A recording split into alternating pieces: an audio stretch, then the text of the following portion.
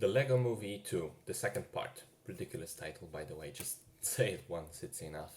Anyway, we pick up the story exactly where it ended last time, with invasion of aliens from planet Duplo.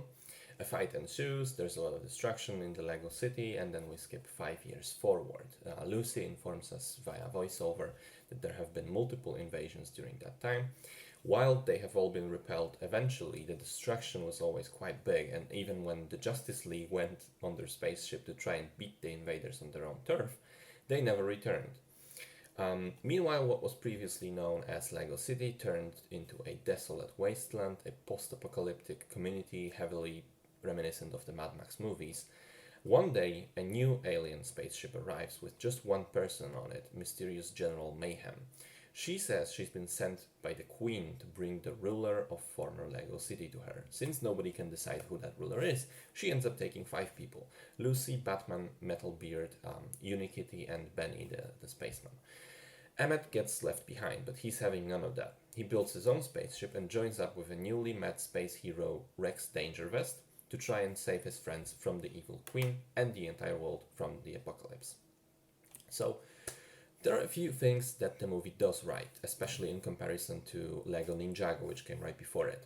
The focus in terms of set pieces and action is still on building stuff from Lego, which is both unique and charming. The humor largely works, the themes of the story, both within the Lego world and in the real world, are alright and have a great message. The action is fun to watch and the animation style very lively. But there are also some issues. Parts of the plot have to do with characters being annoying or even obnoxious, not the least by turning the whole thing into a musical. And it kind of works because it really is very annoying to watch. The real life scenes are much weaker this time around, partly because there's no surprise. We know they're coming and how they fit in with the narrative in the Lego world, but partly also because the child actors are completely terrible and wooden. And also, most importantly, I felt like the movie lost its feeling of freshness, of doing something new. After we've already had 3 different Lego movies in a row, it kind of felt like we've explored everything there is to explore, and it's getting pretty repetitive now.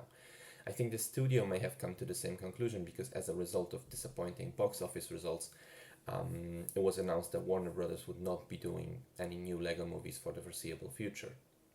And while it may seem sad that the series is over, I do think it's a good decision. Better to end while the movies were still somewhat decent than to run them completely into the ground. And they did have a good run, especially with the absolutely amazing original film and then Lego Batman. This one doesn't reach the same level, but manages to still be a perfectly fine family film.